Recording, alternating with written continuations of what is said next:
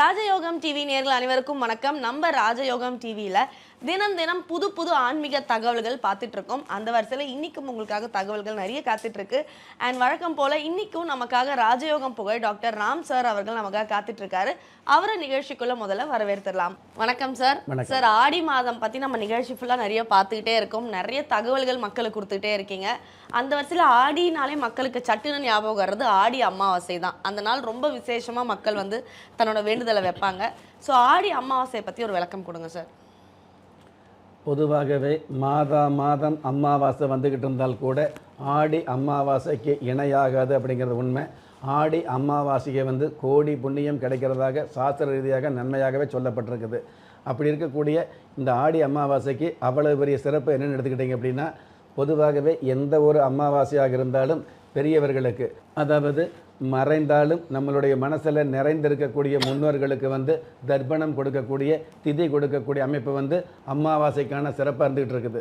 பொதுவாகவே திதி தர்ப்பணம் அப்படிங்கிறது ஒருவர் இறந்த திதி சம்மந்தப்பட்ட விஷயங்கள்ல, பிறந்த குழந்தைக்கு பார்த்தீங்க அப்படின்னா நட்சத்திரம் முக்கியம். அதே மாதிரி மரணம் அப்படிங்கிற விஷயத்தில், அதாவது ஜனனம் அப்படிங்கிற அமைப்புக்கு நட்சத்திரம் முக்கியமாக இருந்துகிட்டு இருக்குது. அதுவே மரணம் அப்படிங்கிற அமைப்புக்கு பார்த்தீங்க அப்படின்னா திதி தான் முக்கியமாக இருந்துட்டு இருக்குது.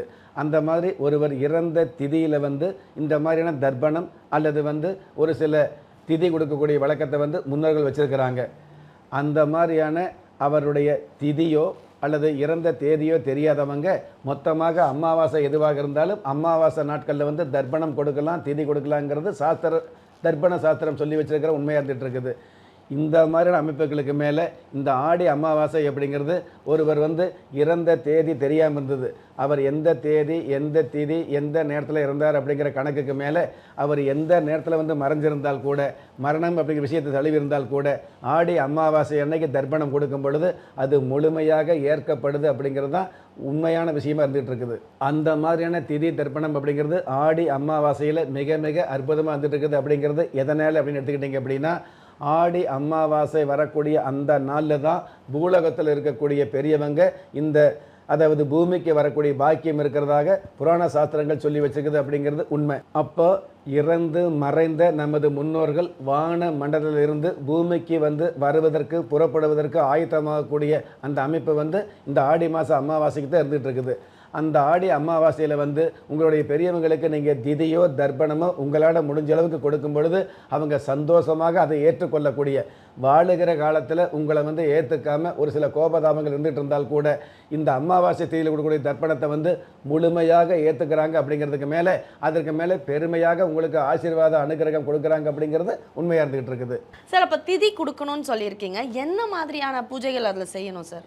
பொதுவாகவே திதி தர்ப்பணம் அப்படிங்கிற அமைப்பு பார்த்தீங்கன்னா நதியோரம் அல்லது கடலுக்கு பக்கத்தில் ஏதாவது ஜலம் இருக்கக்கூடிய பகுதியில் திதி தர்ப்பணம் கொடுக்கக்கூடிய அமைப்பை ஏற்படுத்திக்கிறங்கிற விஷயத்தை தர்ப்பண சாஸ்திரம் சொல்லியிருக்குது.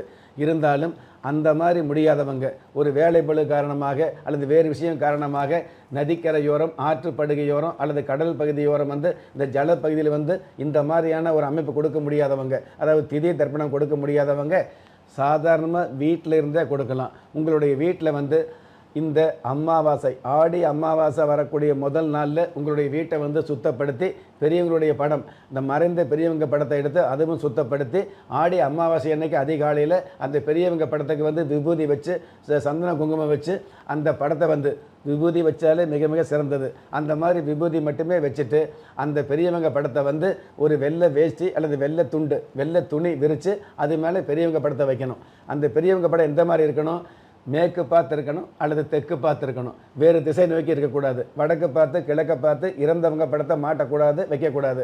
அப்போ அந்த மாதிரி அந்த படத்தை மேற்கு பார்த்து தெற்கு பார்த்து ஏதோ ஒரு திசையில் வச்சுட்டு அந்த பெரியவங்க படத்துக்கு முன்னாடி படையல் போடணும். எந்த மாதிரி? ஆடி அமாவாசை அன்னைக்கு அதிகாலையிலேயே குளித்து முடித்து சுத்தமாக நீங்கள் சமையல் செய்யணும். அப்படி சமையல் செய்யக்கூடிய அந்த சமையல் உங்கள் வசதிக்கு தகுந்த மாதிரி இருக்கலாம். சும்மா ஒரு சாப்பாடு, அதாவது ஒரு சாதம், சாம்பார், பேருக்கு ஒரு ரசம், முடிஞ்சால் ஒரு அப்பளம் அல்லது வடை, ஒரு இனிப்பு பாயசம் இருந்தால் போதும். அந்த இனிப்பை கூட அந்த பெரியவங்க வாழும்போது என்ன இனிப்பு பிடிச்சதோ அவங்களுக்கு பிடிச்ச இனிப்பு செய்யலாம். இல்லை அப்படின்னா பொதுவாகவே ஒரு சாப்பாடு, சாம்பார், ரசம், அதில் ஒரு வடை இருக்கணும். வடை இல்லாதவங்க, வடை செய்ய நேரம் இல்லாதவங்க என்ன பண்ணலாம் அப்படின்னா அப்பளம் வைக்கலாம். இந்த மாதிரி வச்சு தளவாழை இலையில தான் இந்த படையல் போடணும். அப்படி படையல் போட்டுட்டு அந்த படையல் போட்டதுக்கு அப்புறம் தான் அந்த படையல் போட்டதுக்கப்புறம் பெரியவங்களை நினச்சி நமஸ்காரம் பண்ணிக்கணும். நமஸ்காரம் பண்ணிவிட்டு அந்த படையலில் வந்து எல்லாமே கொஞ்சம் கொஞ்சமாக எடுத்து அந்த அப்பளம் கொஞ்சம், சாம்பார் சாதம் கொஞ்சம், ரசம் கொஞ்சம், அந்த பொரியல் இருந்தால் பொரியல் கொஞ்சம், இந்த மாதிரி எல்லாமே எடுத்து ஒரு சின்ன இலையில் போட்டு சின்ன தட்டில் போட்டு வீட்டு மாடியில் வந்து காகத்துக்கு வைக்கலாம். அப்படி காகத்துக்கு வைக்கும் பொழுது வீட்டு மாடியில் வைக்கலாம், கொல்லைப்புறத்தில் வைக்கலாம், எந்த இடத்துல வசதி உங்களுக்கு வருதோ வசதி வாய்ப்பு இடத்துல வச்சுக்கலாம். அந்த சாப்பாட்டை வந்து நீங்கள் கொடுக்கக்கூடிய அந்த தர்ப்பணத்தை வந்து காகம் எடுத்ததுக்கப்புறம் அதுக்கப்புறம் தான் நீங்கள் வந்து பெரியவங்களை மறுபடியும் இன்னொருக்க நமஸ்காரம் பண்ணிட்டு நீங்கள் சாப்பிட ஆரம்பிக்கலாம். இந்த மாதிரியான செய்யக்கூடிய சாப்பாடு, இந்த சமையல் சம்மந்தப்பட்ட விஷயங்களில் வந்து எந்த சாதத்தையும் எச்சில் படுத்தக்கூடாது. இன்றைக்கி கூட கிராமப்புறங்களில் வந்து முக்கியமான காரியங்களுக்கு சுபகாரியமாக இருந்தாலும் தர்ப்பணம் சம்மந்தப்பட்ட காரியமாக இருந்தாலும் அதற்குண்டான சமையல் செய்யும் பொழுது அந்த சமையல் சாதத்தில் வந்து சாம்பாரில் உப்பு இருக்குதா இல்லை உப்பு அளவாக இருக்குதான்னு கூட பார்க்க மாட்டாங்க. அந்த மாதிரி எச்சில் படாமல் செஞ்சு படைக்கணும் அப்படிங்கிறத உண்மை. இந்த மாதிரி உங்கள் வீட்டில் வந்து உங்களால் முடிஞ்ச அளவுக்கு சுருக்கமாக இந்த மாதிரி படையல் போட்டீங்க அப்படின்னா அது நீங்கள் எங்கெங்கேயோ புண்ணிய ஸ்தலத்துக்கு போய் செய்யக்கூடிய திதி தர்ப்பணத்தை விட பல மடங்கு மேன்மையான நன்மையை உங்களுக்கு கொடுக்கும், ஆசீர்வாதம் கொடுக்கும் அப்படிங்கிறது உண்மையான விதியாக இருந்துகிட்டு இருக்குது. இதற்கு மேலே வசதி உள்ளவங்க முடிஞ்சால் முன்பின் தெரியாத யாரோ ஒரு பெரியவருக்கு இந்த மாதிரி படையல் சாப்பாடு போட்டு வயிறார சாப்பிட வச்சு அவர் கையில் ஒரு 50-100 காசு கொடுத்து ஒரு வேஷ்டி துண்டு கொடுக்கறது இன்னும் உன்னதமாக இருக்கும். இதுவெல்லாம் கொடுத்து ஆகணும் கிடையாது. சுருக்கமாக பெரியவங்க படத்துக்கு முன்னாடி வாழை இலை விரித்து வாழை இலையில் வீட்டில் செய்யக்கூடிய அந்த சமையல் சம்மந்தப்பட்ட சாதத்தை வந்து தர்ப்பணமாக கொடுத்தீங்க அப்படின்னா அது மிகப்பெரிய அமைப்பாக இருக்கும் அப்படிங்கிறது நீங்களே வாழ்நாளில் புரிஞ்சுக்க முடியும். சார், ஸோ ஆடி அமாவாசைக்கு என்ன பண்ணணும், அது போக ஆடியில் கொடுக்குற திதிக்கு நம்ம என்னென்ன வழிமுறைகளை ஃபாலோ பண்ணால் மேலே இருக்கிற ஆத்மாக்கள் ரொம்ப சந்தோஷம் அடைவாங்கன்றத மக்களுக்கு தெளிவாக எடுத்து சொல்லியிருக்கீங்க. எனக்கும் ஒரு கிளாரிட்டி கிடைச்சிருக்கு. ரொம்ப நன்றி சார். நன்றி. நம்ம ராஜயோகம் டிவியில் தினம் தினம் புது புது ஆன்மீக தகவல்கள், தினப்பலன்கள், மாத பலன்கள் இது எல்லாமே வந்துகிட்டு இருக்குங்க. அது மட்டும் இல்லைங்க, ஒவ்வொரு நாளும் உங்களுக்கான அதிர்ஷ்ட எண், அதிர்ஷ்ட நிறம், அதிர்ஷ்ட எழுத்துக்கள், அது மட்டும் இல்லாமல் ஒவ்வொரு நாளும் நீங்கள் வழிபட வேண்டிய தெய்வம், இது எல்லாத்தையும் உடனுக்குடன் தெரிஞ்சுக்கணுன்னா ராஜயோகம் டிவியை லைக் பண்ணுங்கள், ஷேர் பண்ணுங்கள், சப்ஸ்கிரைப் பண்ணுங்கள், மறக்காமல் பெல் ஐக்கானை ப்ரெஸ் பண்ணுங்கள். திறமை இருந்தும் வறுமையில் வாடுகிறீர்களா?